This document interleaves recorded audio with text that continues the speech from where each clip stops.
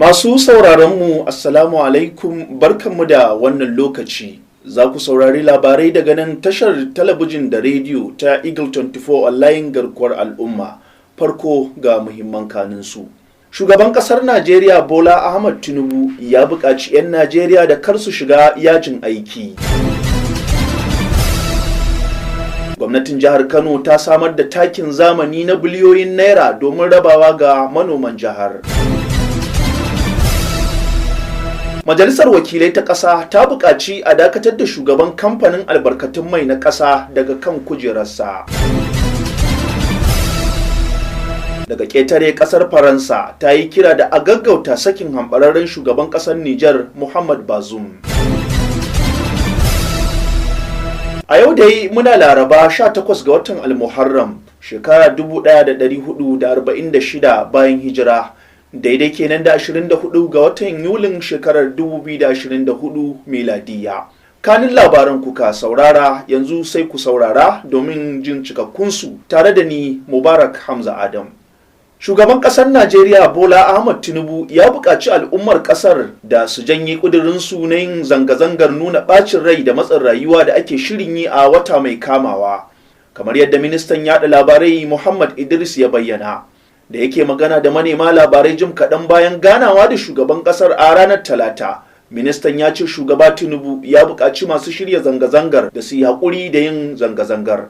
A cewar ministan, shugaban ƙasa ya ce babu buƙatar yin zanga-zanga a wannan lokaci, don haka su jingine shirin nasu domin jin matakin da za a ɗauka wanda zai kawo canji dangane da halin da 'yan Najeriya ke ciki. Wannan zanga-zanga dai da wasu ke shiryawa domin nuna damuwarsu kan halin matsin rayuwa da 'yan Najeriya ke ciki na ci gaba da samun karbuwa musamman a shafukan sada zumunta, kuma ana sa ran gudanar da ita a farkon watan mai kamawa na Agusta. Gwamnatin jihar Kano ta sayi takin zamani na makudan kudade sama da biliyan 6,000 domin rabawa ga manoma da nufin haɓaka harkokin noma a faɗin jihar. Kwamishinan ayyukan gona da albarkatun ƙasa na jihar Dr. Danjuma Mahmud ne ya bayyana hakan yayin da yake ganawa da manema labarai a ranar Talata a birnin Kano. Kwamishinan ya ce tuni rukunin farko na motoci 52 ɗauke da takin zamani da kuɗinsu ya kai biliyan 1 da miliyan 200.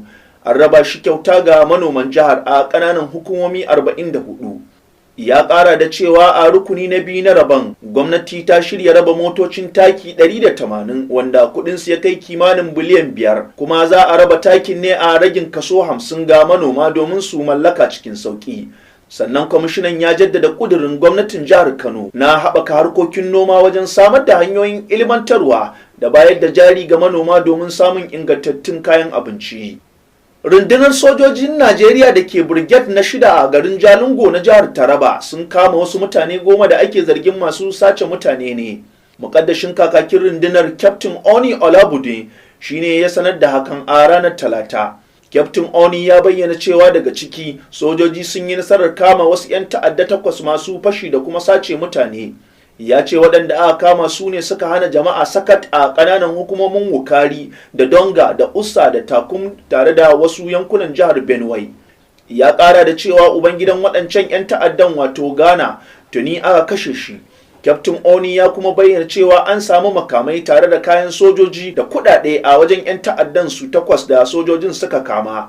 Captain Oni ya ce an samu bindiga ƙirar AK-47 tare da harsasai a hannun waɗanda aka kama. Masu sauraro, kar ku sha'afa, kuna sauraron waɗannan labarai ne daga nan tashar talabijin da rediyo ta Eagle 24 Online garkuwar al'umma. Za ku iya ci gaba da sauraron waɗannan labarai da ma sauran shirye-shiryen tashar a www.eagle24tv.com ko a shafin Instagram Eagle 24 TV ko a shafin Facebook Eagle Radio TV ko a YouTube Eagle 24. ko kuma tura sako a shafinmu na WhatsApp a kan lamba 09012549326 ko kuma a kira kai tsaye a kan lambar waya 07037858188. A dakace mu idan mun dawo labaran za su dora.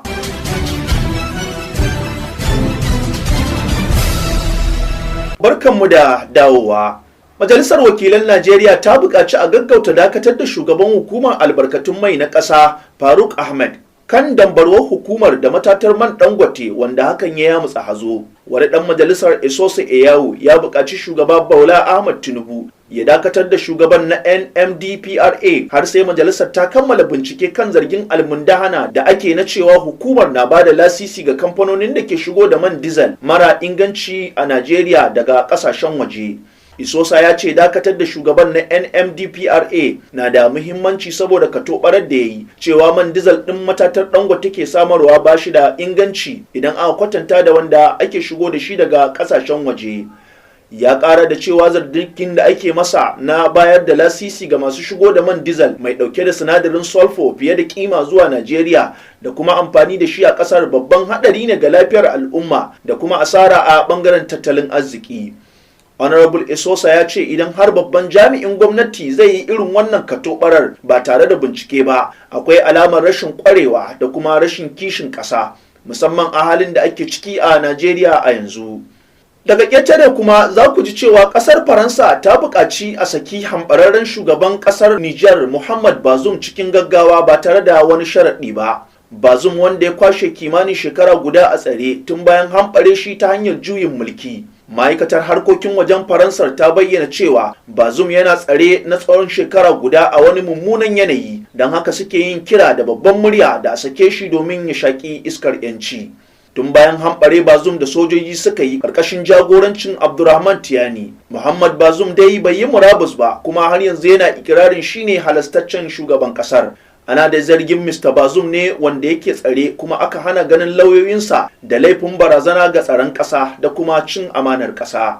Masu sauraron mu duka nan muka kawo ƙarshen labaran. Sai dai kafin mu sallama kun ji cewa shugaban ƙasar Najeriya Bola Ahmed Tinubu ya buƙaci 'yan Najeriya da kar su shiga yajin aiki. Gwamnatin jihar Kano ta samar da takin zamani na biliyoyin naira domin rabawa ga manoman jihar. Majalisar Wakilai ta ƙasa ta buƙaci a dakatar da shugaban kamfanin albarkatun mai na ƙasa daga kan kujerarsa. Daga ƙetare kun ji cewa ƙasar Faransa ta yi kira da a gaggauta sakin hamɓararren shugaban ƙasar Nijar Muhammad Bazoum.